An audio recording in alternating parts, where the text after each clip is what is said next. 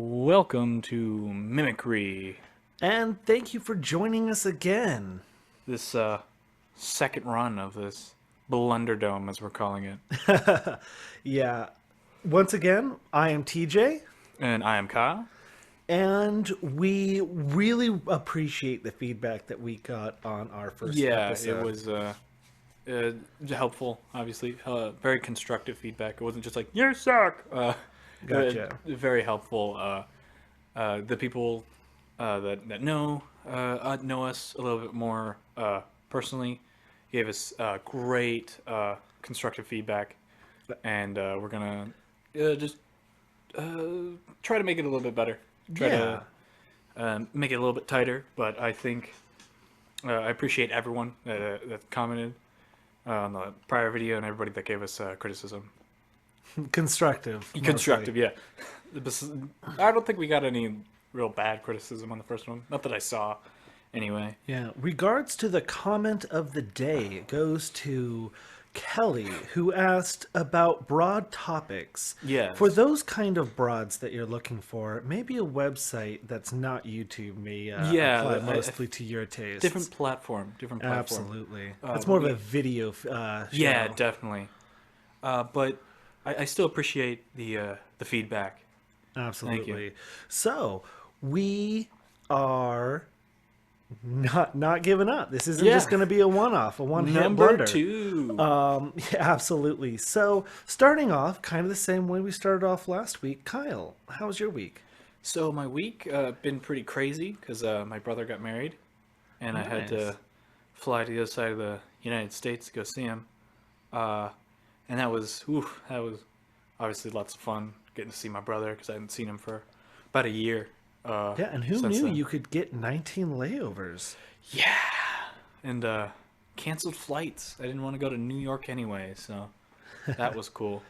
But I'm Well, better still than here. Ohio this weekend. They got tons of snow. Yeah, that was Did you hear crazy. about that train that got derailed? Yeah, I Yeah. was reading that. Oof. That Thoughts and prayers out to everybody out there. Yeah, that is like straight up terrifying. I didn't realize that was even like possible. Yeah, out here in the desert, precipitation in solid or liquid form is hard to It's find. yeah, it shows up, but only like once a year. Yeah. But how was your TJ? How was your TJ? How was your week, TJ? My week was an absolute I don't know, what's a flavorable way to say mediocre.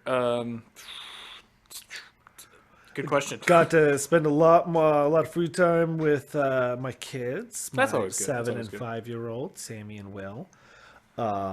They have always interesting things to say. Always. That all sometimes has relevance to a conversation that we're actually Nice. having. Great age. Yeah, yeah. Like, oh, I got a scratch, and no, that's just your fingernail. But I heard about something this week that I'm excited to talk to you What was about. that? So, Wizards of the Coast, who does Dungeons and Dragons, Yeah. also does Magic the Gathering. Yes, they do. And on their online platform called Arena, they have actually introduced new land cards that are Bob Ross scene paintings. So like, is it? You briefly mentioned this off mic, but is it like just copy paste his art or is it Yeah. stylized? Yeah, so like For- a plains card would have the format of a normal plains card, Oh, but it's the just Bob actual Ross. picture of the plains on those land cards are Bob Ross paint. Bob Ross paintings. Why? What did they say about it? So Anything? The purpose? I didn't really it might have been for some sort of anniversary or Yeah, something. I'm not something. 100% sure.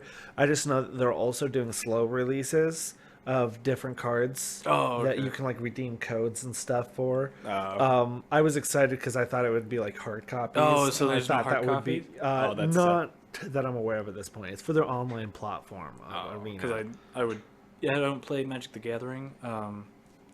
I tried to get into it, but obviously I got sidetracked and really didn't get into it as much as I'd like to. But I would love to have those cards just because that's neat. Right. That's just Just cool. yeah. Just first there's, metallic cards and Yeah. holographic cards, and then there's happy little Oh, land jeez. cards. Yeah. I, that's really cool. I never. It's not something I'd ever like think about doing. But as soon as somebody's like, "Yeah, this is the thing that happened," nice notification there, buddy, old pal. As soon as somebody's like, "Yo, this is a thing that happened," uh, it's like, yeah, that makes sense. Like that's such a cool thing. Absolutely. What are some of like let's talk about not linear brand crossovers. Right? Like PBS, Bob Ross, Happy Little Squirrels, and just Trees. yeah, and Magic the Gathering. That is such and Not what you would like assume, but it works. yeah, Like it. I'm 10,000% down. Like I oh might yeah, even start playing like Arena just to get those the cards because that's cool. yeah the art on those cards anyway. Now I do play sometimes. I have the Ajani deck, and I really as my favorite at this point in Yeah. time. Not a lot of people out there, and I have a lot of friends who are very very talented at building their own decks. I am not one of those people. Nice. So, Me either. what are some of your favorite crossovers in the past? Oh, Like crossovers. some canonical ones that make sense from like edition There to edition, was- or like completely out of the blue crossover. There was it was completely out of the blue. Well, I guess it's not completely out of the blue because it's like similar companies, but I totally didn't see it coming. Which was for Monster Hunter World, for the release of that, they actually did like a skin for Devil May Cry Uh-huh. because I believe the Devil May Cry 5 was coming out. It was a promotional thing, kind of cross marketing thing, and it just looks super cool and super out of place. And it's one of those things where it's like I didn't think you would do that, but all right, cool. Yeah. Well, speaking of Monster Hunter World, what about that entire Witcher chapter? Yeah, also the Witcher one. Yeah. I forgot, but yeah, that's even more like out of left field because Yeah. it's a different company entirely. He's straight up just out of a portal, and he's like, "Well, I'm here now. Yeah. Hello. I'm here to slay some monsters. Hello, world. Let's talk." Yeah. Another one, which I thought was pretty funny, was oh shit. As soon as I start talking about it, I forget. Had something to do with Witcher. Oh, I forgot. All right. Cool. Um, Come back to me. I love those kind of unexpected. Most times you'll see them in like Easter eggs. Or, Yeah. Yeah, where kind of a crossover that wasn't one was in the 2016 Doom, where you could access different parts of the map that were the classic Yeah, classic Doom. Doom, Which- which isn't really a crossover, not but necessarily it's a crossover. generational crossover. Yeah, no, it was super neat because like even like when you went in there, like the animations became like yeah, similar to the old ones. It's just a fun time. It shows that they put a lot of heart and soul into that game, and it's not like a lot of people dislike the Doom 3 because it's similar to it's basically what Doom 2016 wanted to be, but then they were like, no, let's make it like a horror thing, and it didn't turn out, and a lot of Yeah. people disliked it, but because they kind of wanted it to like be like more like Dead Space than Doom, and but Doom 2016 is just it's Doom. Like I haven't played Doom Eternal at all, but apparently it's really good and it's very similar as well. It's just Doom 2016, yes and kind of thing. Yeah. Another cool crossover kind of Easter egg thing was in the Netflix Dragon Prince. The antagonist is actually voiced by the same guy who plays Sokka in Avatar: The Last Airbender. Oh yeah. Now, a lot of you guys probably already know this, but this is still something that just tickled my fancy. Is at one point in an episode, he in the protagonist in Dragon Prince comes across a boomerang, which was a hallmark of Yeah, of Sokka and Sokka Avatar. and Avatar. And there's a not so subtle nod Uh-huh. of boomerang as I he's when I haven't watched the actual show, but I saw a clip of that part, and it was just like, yeah, right. I am loved. Well, with that out of the way, anything else you chomping at the bit to talk about? So touching back, last week we talked a little bit about Cyberpunk 77. Yeah, And I watched a breakdown of one of the previews of an excellent YouTuber by the name of ESO. yeah, yeah. So I've been watching his stuff for a while now. Yeah, me too. Yeah, you as well. For a lot of like Skyrim builds. Yeah, Back in the day when Skyrim was like kind of like the only game I had that had replayability. He was like a lifesaver right. of like breathing new life into that game. So I've been watching his stuff for a long time now, and then I'm subscribed obviously. Then I saw that video of him like breaking it down. I was like, oh, I should give that a watch. I haven't gotten around to watching it, but apparently you have. Yes, I have. Which drives me to this is going to be a long build up to a specific question. Oh, okay. So, in the Disney movie Onward, trust me, we're taking a left here, but I have okay. a point. In the Disney movie Onward, it was a very D&D heavy That was kind movie of the idea. where my oldest daughter and my wife, when they watched it, they made a joke about playing a small campaign, not necessarily a one shot, but maybe a few sessions in that world. And I had to be like, all right, but unfortunately, you can't be the Manticore. Well, I mean, a better DM than I would be able to find a way to balance the Manticore as a player character. Right. But I am not to a DM comfort level to be able to incorporate that level of a powerhouse. Yeah.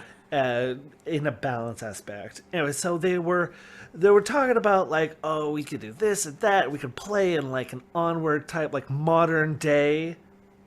Yeah. But still D&D, like a re-emerging magic in the world, like a Denny's as like the Manticore's Tavern, which I absolutely loved. Yes. So it tickled my soul. Yeah, same. That's wonderful. Yeah, and now mind you, there's been a lot of theories on that. If you want to see a lot of awesome theories about Onward, I'd recommend checking out the Super Carlin Brothers. They are an amazing YouTube content creator. That's somebody you've been talking about for ages. For a while. They do Avengers. They do Disney. They do Star Wars. They do a lot of Harry Potter. They do Pixar. Like they're like starting, wasn't it? Well, they've been doing they're expanding, but one of their core legs that they stood on for a long time is Harry Potter, absolutely. But they've also recently started expanding into Avatar: The Last Airbender lore. Oh, really? And if you want to watch an amazing video that actually answers the question of what happened to Zuko's mom, they actually kind of drive into that question and they find the answer. So good look up. And they have some awesome theories about what Raven Point is. Once again, that's their theory. If you want to go ahead and look at it, I recommend it. Great creators.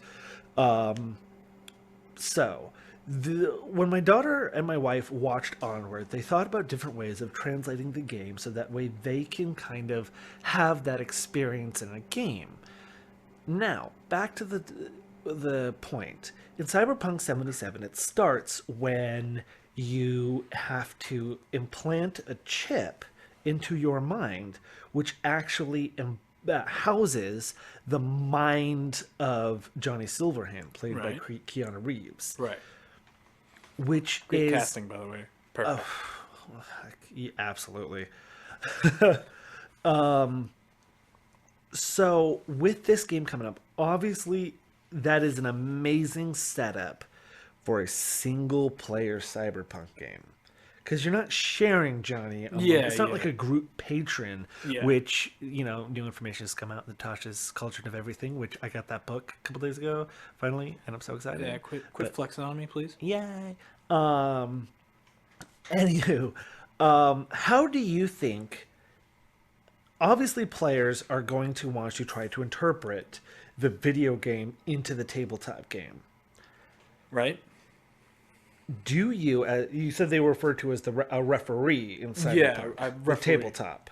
Yes. So translating the game to the tabletop, which and we covered translations between medias Yeah, last last episode. last episode, but how do you think players are going to want how would you try to allow players to adapt a similar storyline which is so strongly a single player experience into a tabletop? So how I would do it, instead of like one guy currying the chip, is like, oh, I guess I gotta slap it in, right?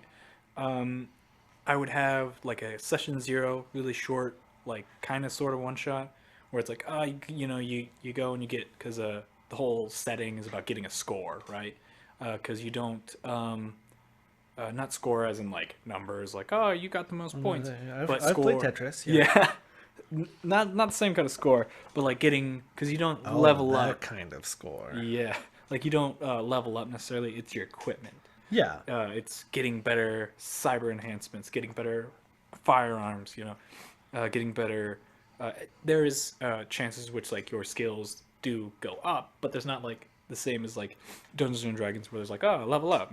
All right, so it's Like a just like being an milestone. average Canadian citizen. I Yeah, understand. yeah, you Yeah. got it. Definitely.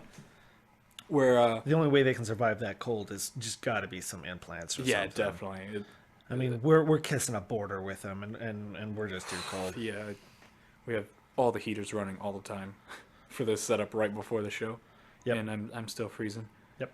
But you can't tell because audio. Yeah. Yeah. Um, with my earlier point, the whole point is like trying to get lucky. Try to get something, get some. Don't look at me that way. Get some cool loot, basically, similar to D&D, where like magic items. And I would have the first session be like, hey, you're like breaking into this like low, like some guy's basement, that's like a big, like, black market dealer or something, where like or like not big, but he's like a startup black market guy, and he is you kind of realize that like he is shooting way above his belt, and he stumbled upon these augments, and then depending on how many players, how many there are, then like obviously they'll be like, yeah, some like slightly better weapons, slightly better, whatever, but because it's just like small time stuff, but somehow he found these crazy like augmentations that like were next level, and he was trying to get them appraised because he didn't even know what they were, and just so happens that like, oh hey, there's a robot arm, that's cool. You have kind of a poopy robot arm, you could just switch it out, or somebody else, the starting augment that they have, you just be like, hey, this is a better version of it, like starting off, right? And then come next 2 sessions or so, that's when you realize these are all parts of Silver Hand, where like these are different augmentations that which he is associated with, right? The arm of Exodius. Exactly. Like, So oh man, I just got the lapel of Exodius. exactly, where everybody would have just a piece, and then that piece would give them like a trait. So somebody that has like the arm would be like, you'd have higher reflexes, typical things Improved associated. crit chance, something Yeah, like that. whatever's associated with that arm prior, obviously. But then it has like an added thing, like also, if you're in a situation where you need to quick draw or something, like I'd have to look into him specifically and what he got up to. Something more notable, like that he would do, but like if he's known for, specifically quick drawing a pistol, you get, inherently better at that, and maybe your pistol score go up, stuff like that. And everybody would get those tiny little bits, and over time, they would start to develop that, like almost that section of him, as if it's bleeding into their consciousness a little bit. So not necessarily in your head, like, "Hey, dummy, it's me," but more of like a slow, like, not corruption, but like change of demeanor. Yeah, so not necessarily like sentient weapons, No, not sentient weapons, but but more of more. when you use the corrupted blade so much you kind So of in Raymond E. become it. Feist's The Magician Apprentice, Yes, which there is a book is we both love. absolutely Love that series. It's amazing. the Rift War saga is just Is such a formative yeah, read in my youth. yeah. Read all. Like when Thomas found the Dragon Rider's Yes. armor, where For clarification, people, because it's kind of a niche book, one of the characters finds a set of armor that's like obviously magical, super cool, puts it on, and he's like, oh, this is awesome. But over time, he slowly develops traits of the original wearer. Some like for better, like combat abilities and like reflexes, and some for the worse. But as a conquering yeah, warmonger. he wasn't like necessarily a nice guy. Yeah, so basically, the guy who originally owned the armor was a fictional character named Martin Sugar. Yeah, Martin. No, Not Martin. Oh, I just finished listening to that book again. Um, Mountain Sugar, I think. Like, like it's not mounted, but like mount, like you mounted something in sugar. It's like I mounted in sugar, right? Like so it's a weird he name. was basically a primordial superhero, Yeah, like and his pre-human. essence, like He was so cool he was that it so bled powerful. into. Exactly, his raw power bled and basically irradiated this armor Yeah, with similar to his imprint, yes, a footprint in the sand. of him. And so, as Thomas, this mid to late teenage boy, Yeah, dons this armor. I think he's 15 at the time, I or do believe 14, that's correct. something like He that. dons this armor, and at first it's wow, it's pretty cool. I didn't think I thought it would be kind of like too big and clunky. Yeah, And the circumstances in which he gets the armor are long-winded and yeah, it's but definitely read the book. definitely very very good read from Yes. beginning to end.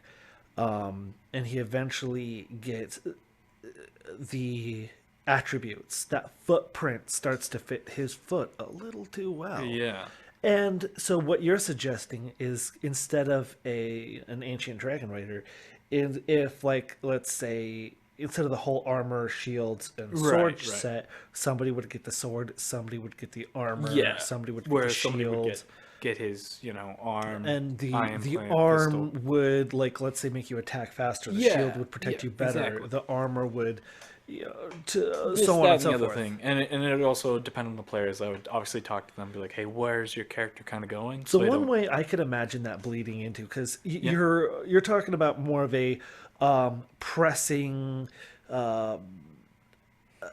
people into a mold and letting them shape to an environment that they're putting yeah, themselves in. What right. if it? So one thing I was thinking about is almost as if Johnny Silverhand took a form like. So do you know that 2014 film with Johnny Depp called Transcendence? Um, Where super scientist uploads yeah, himself to the internet. I didn't want. I've seen like pieces of it because it's like been playing like at Thanksgiving or something, but I haven't watched I it all the way actually, through. a lot of people that I've talked to found flaws with that movie. Me and my wife actually went and saw it Oh, in theaters? in the theaters back when you were still allowed to do To do that. that. And I liked it. Yeah, no, it seems like a cool I concept. liked it from the moment I mean, Johnny until Depp's the in it, so very end of the movie. You didn't really know if Johnny Depp was the good guy or the bad guy. yeah, it's like Like, was it really him? Well, like, what is a person when it comes to the point of, he is a critical life-ending situation right, where just in the nick of time he gets downloaded to the internet. right. Now, is he just replaying words that he had in his consciousness, or is he still a living, active individual Right. with no body? Like, what It's ends this the gray person zone, yeah. and when starts the machine? Now, take Johnny Depp out, add Silverhand. That'd be an interesting. Not one chip, but an intranet of Oh, okay. I see chips what you're saying. where he can kind of group patron. Yeah, similar And but to basically he's the like in CSI Miami, he's at the crime lab of right. like talking to everybody on the phone. Uh huh. And maybe kind of DM because so I was thinking very DM wise, like have him start off with him being like, "Hey, we got to take out these bad guys. They are mean and they're They're the bullies." bad guys. And the group is like, "Okay, sure," Yeah, definitely. but then there's just droplets in the ocean, things that are unnoticeable Right. except for the most keen player, and stack these things where he is less trying to finish what he started and more trying to elaborate on a hive mind approach where Johnny is no longer one body with one goal, but he is. So this is assuming that he has five. You have five players in the Right. campaign, where Johnny sees. No, he very well may start off with the best of intentions Right, of right. like, hey, that whole little oxygen problem I had Right. is no longer holding me back. But he turns these five people into a five-fingered hand, and Right. eventually realizes he can make that hand into a a fist. Where he then tries to, like, one player may notice in one session that their gun was drawn by their own hand, but by not their own will. Right. And the game transitions from, you know, complete Johnny's quest Right. to get Johnny out. Yeah, where it's like abort, back up. Yeah. I don't like this. Where the group then has to work together. Which Where is the things that and the things that developed them based on the piece that they had. Yeah. So like the arm that made them draw faster, once they start working against Johnny, all of a sudden those buffs become debuffs. Yeah. And the things that played to the strengths and the whole character, the group dynamic Right. has to change Definitely. because of his influence, which gave is now taking away. That's definitely an interesting take on one of the games. You want to go ahead and take a break? Yeah, let's go ahead and take a quick break and we'll be right back. All right. And we're back. Thank you so much You're for back. Yes. Thank you so much for your patience with us.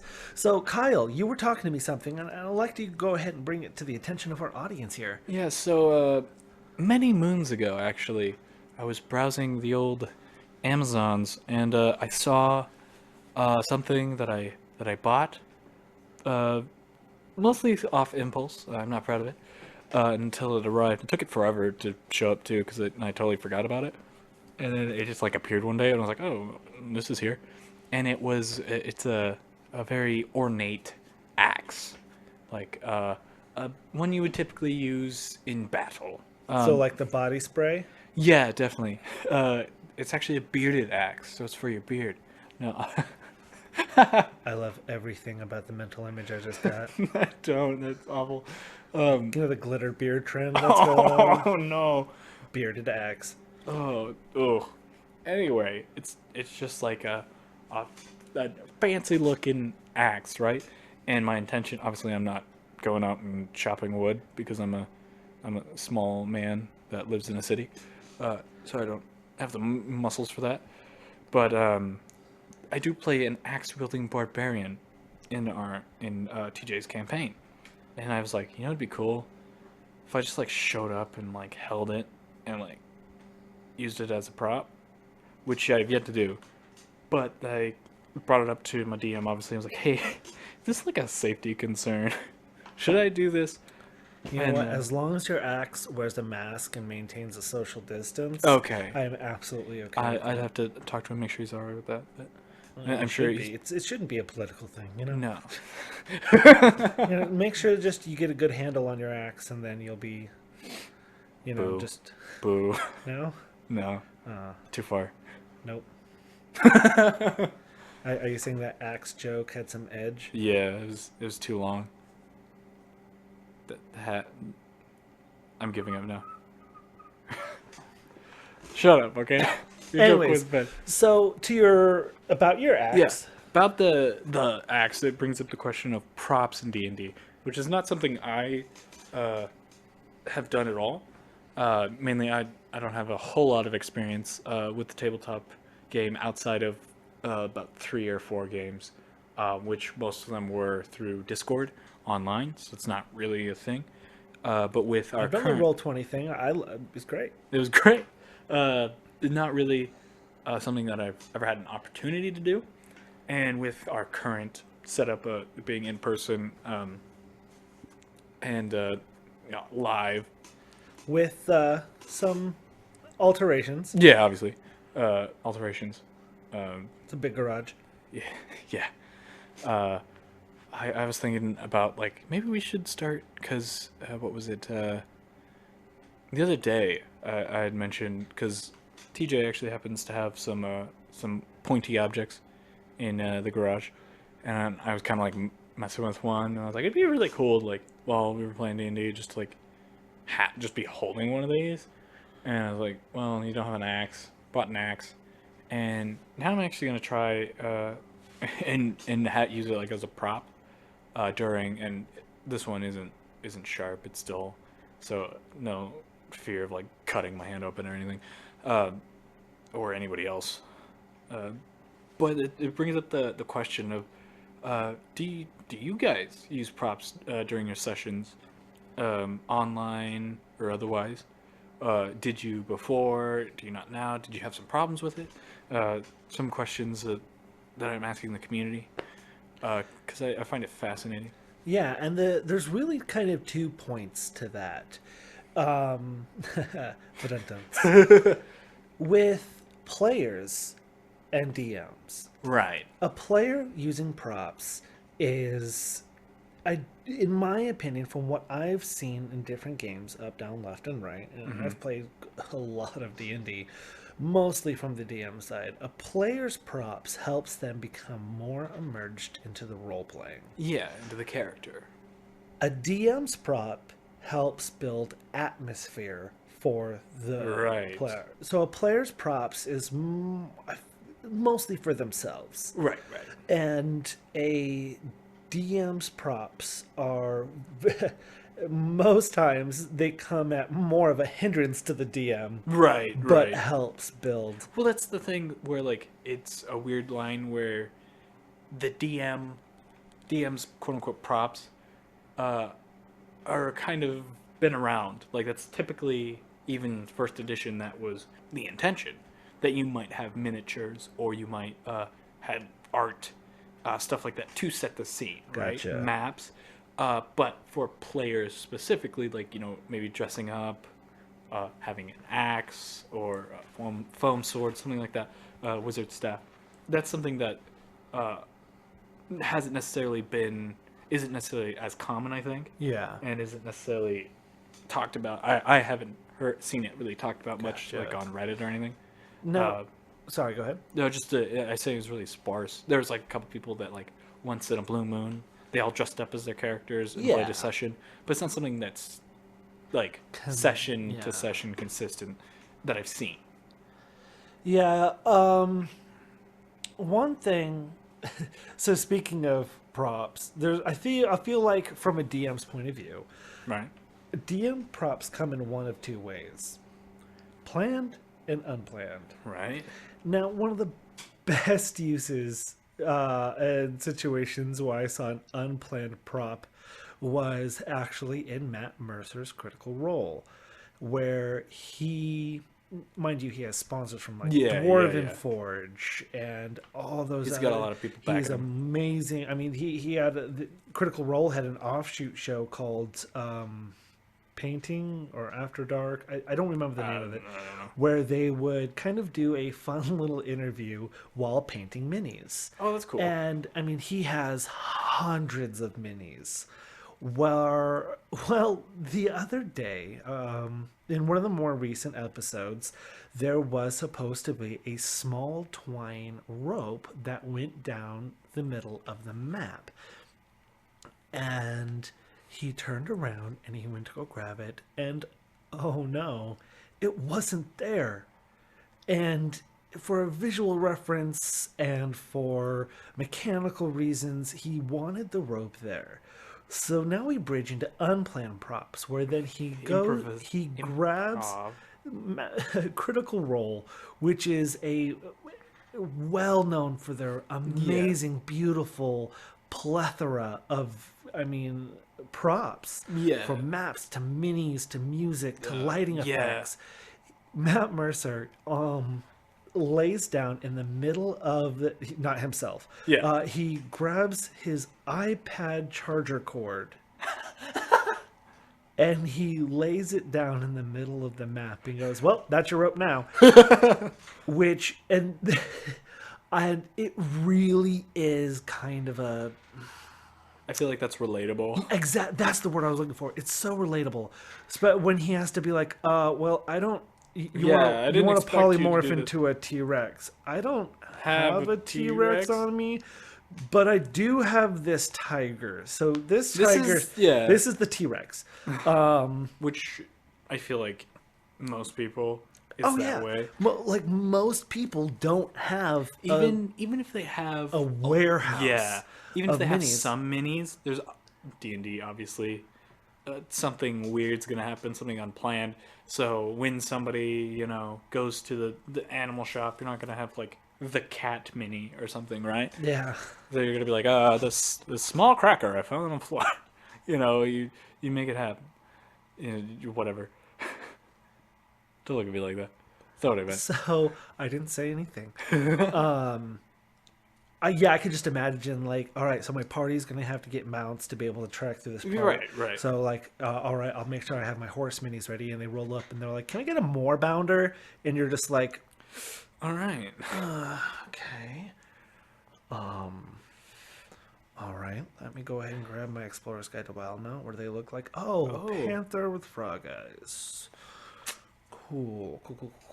So, so I guess so you I'll have two just take the choices. horse mount, turn it around, and that's what that is. Gotcha. And obviously, the easy answer is to be like, you're in the middle of, I mean, water deep. Where are you going to find a moorbounder? Yeah. But if there's a way to incorporate it, or if it just happens to be that's what you hit on the roll table, It's like, all right. you'd be like, well, I don't have a Black Panther kind of So like jungle cat esque type of build. Sorry, mini. Mini. So I'm gonna go ahead and grab this black bit of fuzz. That's that I found in my pocket, when or I pulled that out of my hairbrush and this is it now. Well, in our game, a lot of times you have like little beads oh yeah. that are just used for whatever. Yeah. So like when you go to like the floral section of like your store and they have Yeah. those little plastic white mesh bags full of Yeah. colored glass beads, I use those all the All time. the time for anything that's Because like you a lot you can or get them in something. like 37 different colors. Yeah. You can buy like 50 at a time for very affordable price, Right. and they fit perfectly on a 1-inch grid paper, to especially when I'm dealing with a horde situation. Yeah. So right now in Curse of Strahd, I'm actually putting my characters into a bit of a siege situation, Right. where a massive collection of zombies have amassed outside the walls of Vallaki. And when this initially happened, they were just outside of Vallaki Right. and had to kind of Run go away. through, a moving combat where they got to move and just try to push Yeah. back. Try to get back in the city, kind of Yeah, thing. and I didn't. I have like maybe 3-4 zombie minis. Yeah. Thanks to the wonderful donations of people in Yeah. my friend group. But like 12, Yeah, 18, 24 zombies. Like you How can't many make a was coming? horde It out of was 4. like, I think there was 24 there towards the end or something like that. Yeah, because There was you a guys lot. just like every round I would roll like So many, like yeah. 1d10. Sorry, no, it was like 2d4. I apologize. okay. More zombies would enter the fray. Yeah, and it and took I us a minute. expected you guys after like the first round, like, oh, a couple of zombies showed up, like, oh, a couple more. By the third round, you're like, oh, they're just not gonna stop. Yeah. And I thought you guys would be like, oh, let's okay, get out of here, gang. so let's go. And they were just in the group. We're just like, We can nah. take them. Still got this. Now, mind you, if it had just been an average afternoon and a picnic and they had all their spell slots and health, Yeah. they might have been in a Maybe. position to Try. contribute a little bit more. Yeah. But due to a very odd circumstances of events, Yeah. there, Confrontation. yeah, there was a single combat with the captain of the guard. It was Yeah, long story. the cleric is a bit of a loose cannon. And yes, Bit. that is the cleric. Good old cleric, am I right? Yeah, the Harmacy. And attempting to try to help her out and buff her up before the fight. You know, the Yeah, all casters the- had went through it. And mind you, they were only like level 4 at this point. Yes, we hadn't that leveled up yet. Yeah, you were level 4. And so what few precious spell slots had gone into attempting to buff her. And so only the Warlock was able to Eldritch Blast with some repelling blasts to be able to knock Yeah. one back at a time while trying to run. The Rogue tried to throw a dagger She in the did first throw round. a dagger. Yeah, she did throw a dagger, and then as the horde kept on pressing, We didn't find that dagger. yeah, when she realized she wasn't able to retrieve her silvered dagger back. It was a bit of a bummed situation. Yeah. Classic. And yeah, the casters were not at full peak. I mean, the barbarian was the only one who Yeah. was still sitting at full gas mileage, and But I couldn't do anything about the giant hordes of zombie. yeah, Besides, like, hit me. yeah, Hodor, Yeah, Hodor. pretty much. And a so whole lot. yeah, and so as I had to keep on adding these elements to the board, the glass beats came back out Yeah. again. Yeah, they come in handy like all the time.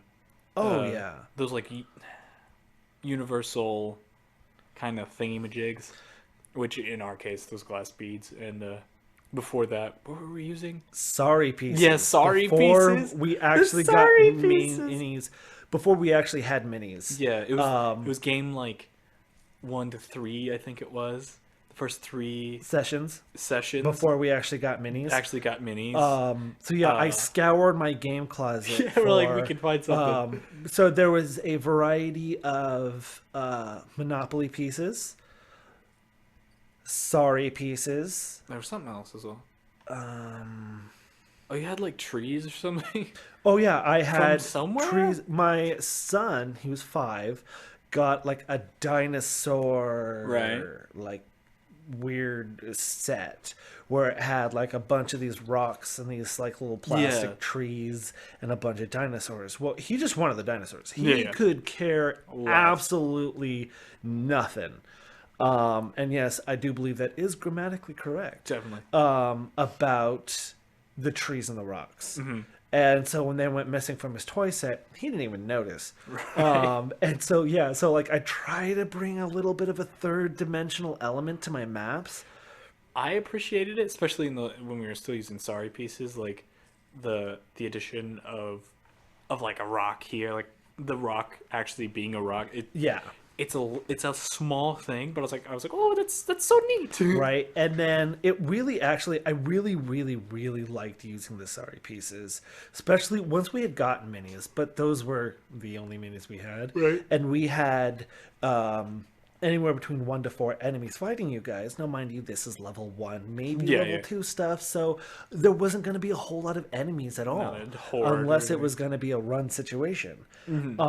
So if you had like, I don't know, like 3 goblins, like behind the screen, instead of writing goblin 1, 2, and 3 and then just trying to keep You mental remember, note, yeah. I could write goblin red, goblin blue, goblin yellow, Yeah. goblin green, and Yeah, then you could obviously yeah, tell. and then it was very easy to keep track of. They're literally color coded. Yeah, literally color coded enemies. And you know, it's all about the slow build. I started off with literally just the Dungeon Master's Guide Yeah, and which is one set of dice. I feel like that's that's how I started as well. One set Honestly, I died. wish I would have gotten the player's handbook first. Yeah, But I mind you, I got the was player's using like handbook. online resources and like Yeah. borrowing, and then now I have officially gotten with Tasha's Cauldron of Everything. I now have 10 books. Mm-hmm. I have 20 sets of dice. I Yeah. have a whole box full of minis. Yeah, which And my most recent and very excited to use acquisition is a box of status rings that I can put on the players or on which the is actually minis, super helpful. which is so that way if the barbarian's raging, I can Yeah, put a one ring of those on it. quality of life things where it's like Yeah. you don't need it starting out, Especially, I but am it's super neat. notoriously bad about remembering who is concentrating or not. Yeah, And I'm pretty bad about that as well. somebody gets hit, remembering to Yeah, have them roll that concentration concentration. check Yeah, actually can really affect the battle. Because if that definitely. spiritual guardians goes down, all of a sudden all the enemies, their Yes. speed goes back up. They're no longer taking Mm-hmm. damage round after round. And I really feel like I'm really, really going to enjoy using those status rings because, like you said, it's a quality of life Yeah, thing. it'll definitely And speed so, some in things that up. case, I do have to negate something I did say earlier. I said that? that a DM's prop is usually more of a headache for the DM. Yeah, I feel like there's like a balancing act Yeah, where, like you were 'cause- saying earlier, with the color coding of the of the enemies, just making it easier for you to realize which one's which. Absolutely. It's something that like I didn't even know you did that. Like I just saw like these are the enemies, I hit them, but it's something that like made it infinitely more Oh easier yeah, for you. because sometimes like there was like a pack of wolves descended upon you guys, and I just had the little clear glass beads. Because there was also a dire wolf, and so I wanted to separate the type of creature. Right. So I had the little blue cubes that were a part of like a Oh yeah, learn to I count forgot set about that. for like toddlers. Uh-huh. These tiny little, they're not toddlers. I apologize, preschoolers. Right. Yeah, learn to count for your one. Yeah, that's a smart toddler. Speaking of smart toddlers, this yesterday, my son and I started. I taught him how to play chess. Oh yeah. Yeah. Before So, we not a started nerd- recording, Yeah, it not was laid out. necessarily a nerd thing, but something I'm really proud about. Yeah. That all three of my kids have now learned how to play chess by the age of 5. And your oldest, Yeah, you Bella, guys she's played a 11. game, and even I was like, oh, I didn't see that. Yeah, no, she is very good. We have an ongoing bet when she can beat me in an actual game, Straight up. she'll get $5. Yeah. She's got pretty close. Yeah, she's got gotten really close. before. She gets so single track minded Yeah, that definitely. she'll see a series of events that could be laid out that would end in her advantage, and then she Doesn't locks think- herself yeah. into that series of events. And when things go wrong, she doesn't have any backup plans. But you know what? She's 11. No, and definitely. She's fantastic at chess. As I was telling you, I am garbage at chess, and I refuse to play against her because I know she'll win, and I have a very fragile sense of Self-esteem. Self-esteem. So I'm just like, I'm This game's stupid. yeah, this game sucks. But I'm just watching you guys play. There's times where I'm like, oh, you know, well, you're done. You won, and then she'll be like, oh, actually, this. I'm like, oh, wait, no, you're winning. Yeah. And it would go back and forth 4 or 5 times. It was pretty crazy. Anyway, speaking Pretty about the cubes, and so like there's like 3 wolves that I just had simply marked their placement with Right. identical glass beads, and you pointed to one, and you're like, "Has he taken damage yet?" And I looked down, and I had written, 1, 2, 3. wolf 1, Yeah, wolf and you're 2, like, and you're "Aw." just like, and I'm just like, maybe. Wait a minute. Sorry, I'm keeping track of.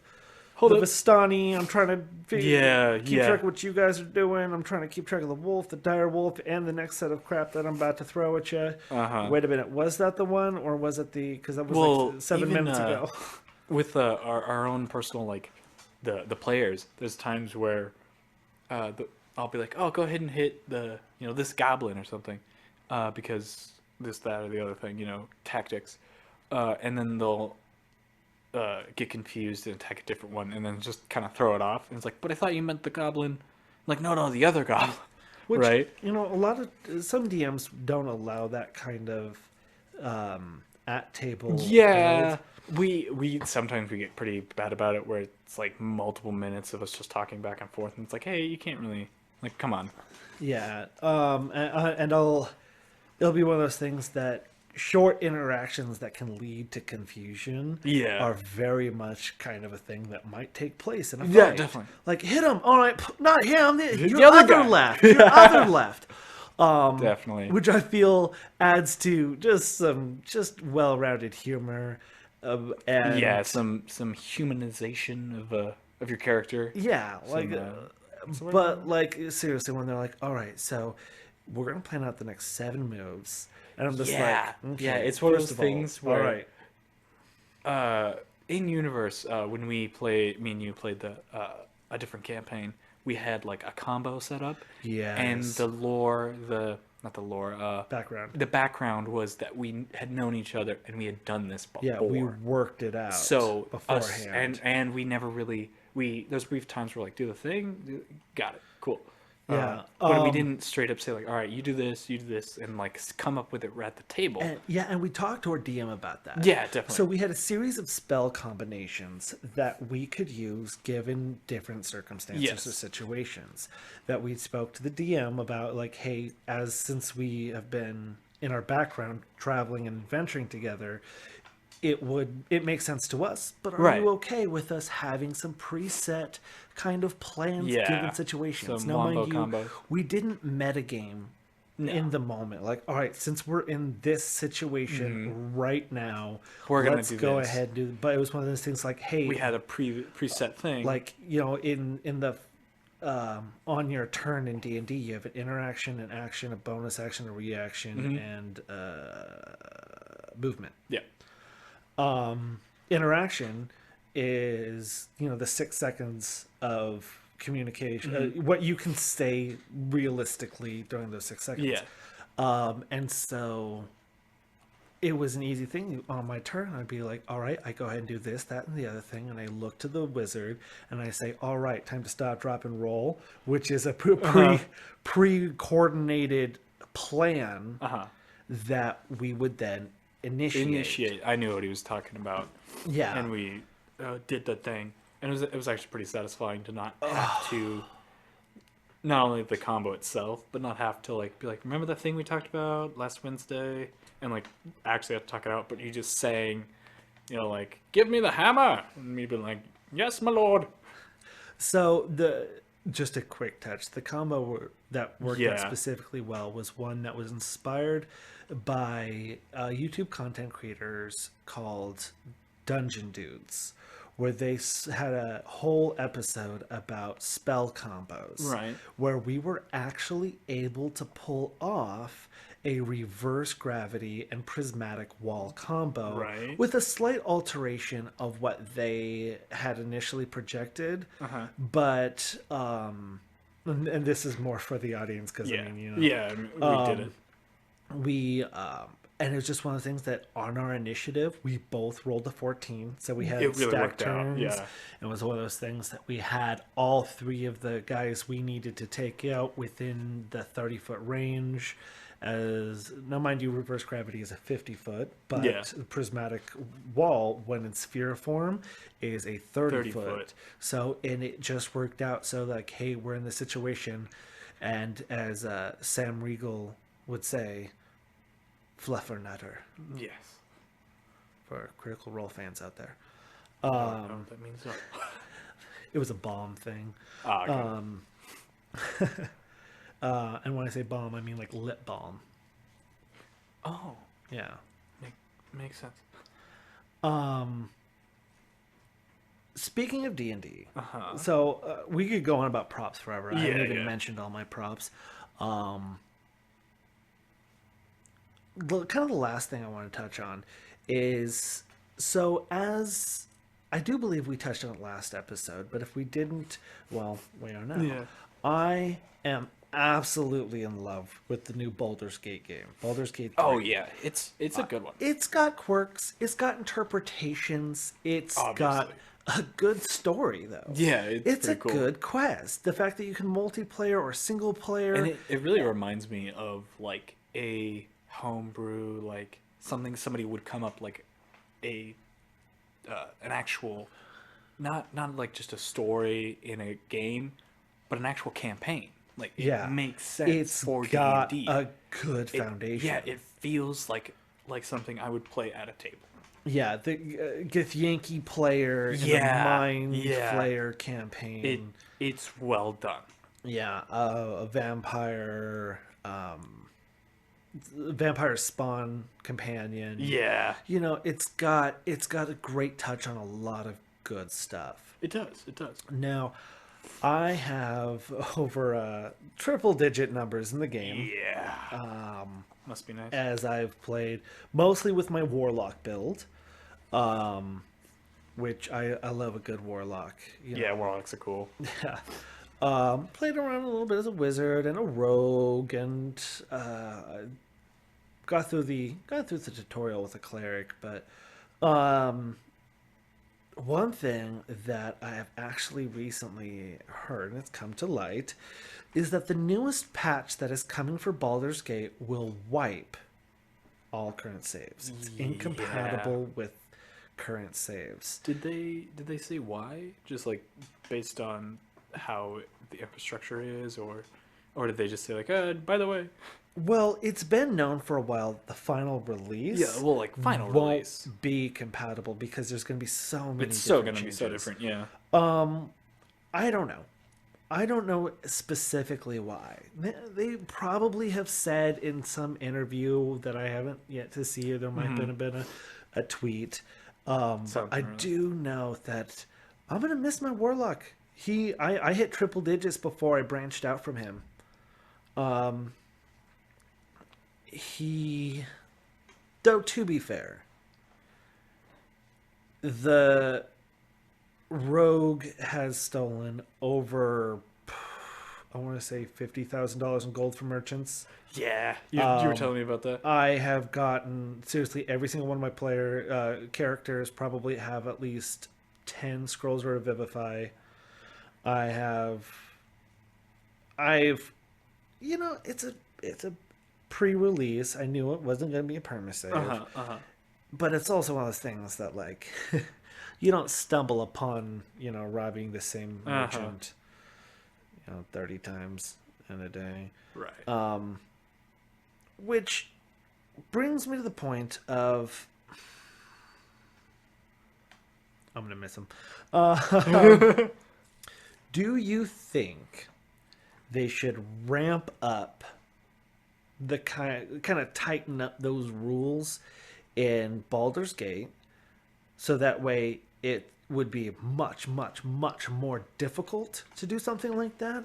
Or do you think they should have those kind of cheesy little exploits available for those who want them? So this is kind of my take on this for any game, not just this game, where especially when it comes to like exploits, not necessarily like something that's purposely in the game, something that's like it just based on how it works. There's a bug or like an oversight in the math or something.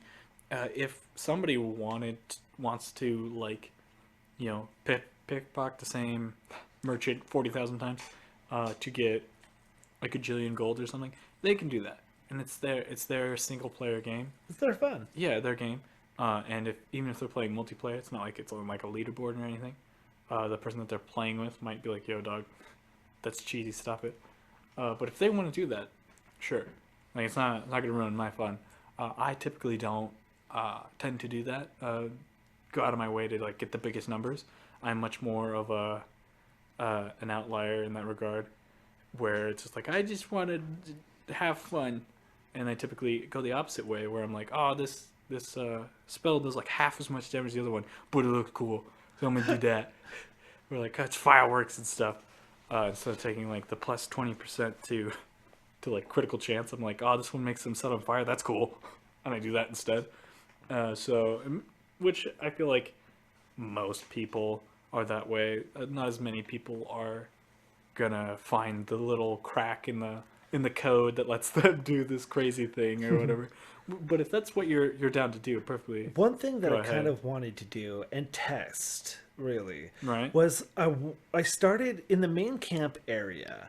where the people who aren't following you hang Mm, out at, and where that the little weird hub thing. ancient lich dude guy Yeah. will revive your Spoilers. friends for some cash. One thing I started to do is I started to pick up barrels and chests from around the world. And then I went into the camp, Uh huh. and in the corner there's a log that you can cross to go into this kind of ruined building. It kind of gives me a church vibe, but and I started to set up the barrels and chests along the edge, and I made little aisles. And I separated all my items out by scrolls, potions, consumables, foods, wines, throwables. Wondrous. And I started to make a store. So that way, when multiplayer happened and someone could come over from their campaign, they Mm-hmm. could buy my excess pickpocketed goods. Right. Because I mean, some of the merchants sometimes will actually resupply the magic items that you've pickpocketed from Uh them, huh. especially in the Druid's That's Grove. And I that crosses the line started to to build my a own dark area. store that I could, and I also had like a till like system that like, so in case somebody wanted to sell me Uh something huh. that I didn't have, I could then like buy it from them, and then I could have my own kind of RP shop inside Baldur's Gate. Because, and here's the thing, I never got to try it with somebody, because the way it'll have to work is that two different games, maybe at different points of progression, Uh huh. would have to be able to meld together. And then all the items of that individual has to be able to transfer with them from Right. one game to another. So Right. one thing I wanted to test is to see, like, let's say you had your own one player game Mm-hmm. and I had my own one player game, and you're just like, oh boy, I am low on potions. But like, I really can't afford necessarily to just buy the potions from the standard Uh huh. trader. But let's say you could then join my game where I have a chest of like A bunch 50, of a potions. Yeah. 100 health potions, and I could give you a better rate and sell them to you in bulk. Or let's say we can then trade. Like, all right, well, I see that you were actually able to, for example, get The the thing. necromancer book. Right. Let's say you were able to do something with that I couldn't. And let's say you were able to save all those checks where it didn't give you that Mm-hmm. debuff, or it gave Whatever. you more than the raised dead spell or something to that effect. Or if I just wanted another one, I Oh could be lord. like, all right, well, because it's kind of a thing, the merchant will give you like 1 gold for it because you're not supposed to sell it, quote unquote. Mm-hmm. But it'd be one of those things that I would give you, I don't know, like 13 grand for that. That is. I am simultaneously disappointed in you and proud of you at the same It time. took me so long to get all that together. Where it's the gray zone of like that's sleazy, but that's really helpful. Yeah. Where it's like I don't I don't like this, but I'm still stopping by the Yeah. window shop. But like, I really like the idea of doing that. And especially once they open up the That's next leg of that's the something that I always liked about certain games. Of now, don't take this out of context. Specifically, like Diablo 3, and it had like a weird, like trading, um, like system. system with real money, and it was really, really uh, like sleazy. Obviously, not that, but being it like I can't remember what game it was, but the whole idea was like you could go into somebody else's game and pay them obviously in-game gold that you can only get through playing the game, and give them that to get like a different item. And so if you wanted to, instead of being the jack of all trades, you could become the master of one thing, and then just use because you're so good at this one thing, sell to other player and kind of make this like weird economy thing. And I find like that simulated economy, simulated loosely, economy in games fascinating. Yeah. And I wish more games would do something similar to that. Allow that. Even if it is a single player game, um, and it's just to like other shopkeepers or something like that, then I feel like that'd be interesting. Where like if you want it, instead of like going out and making uh, uh enchanted axe, you could be really good at potions and have great potions, Yeah. sell your potions, and then buy an enchanted axe. Yeah, that's I like find that Elder Scrolls aw- Online has a lot of stuff like that. yes, but Yeah. obviously MMO thing. Yeah, and I mean, I could definitely, but like I said, I wanted to be able to test with this idea more because once again, so you would have to be able to come into my game with your items Yeah, and your gold, give you and then items give and me then take items, items. and then be able to take items, then log out, jump back into your own game, and see if your money and items still hold the same Right. balance. I don't know how it works, to be honest. I unlike you, I don't have triple digits in the game. I have 3 hours or something like that. I'll play it more when it comes out completely, or at least have another chapter. Um, but I think there's a. I want to say there's something weird where items you can't just like hop to a buddy's game and be like, give me a super item, and they give you the item and you leave. I know that like obviously with like quest items that would be feasible, Yeah, but like health potions. yeah, like well, even health potion. I think when you leave that world, the items stay. Gotcha. I could be wrong, Well, and this is also in alpha, so exactly. If any of you guys know or have any experiences like that, go ahead and put them down in the comment down below. or if you also have like in a different game something you did kind of in the same vein of like I found this chink in the armor and I just did it over and over. I'd love to hear about it. Raft. Yeah, held All together with right. tape. Well, Kyle, Uh, it's been real. it It's been has fun. It's been real indeed. fun.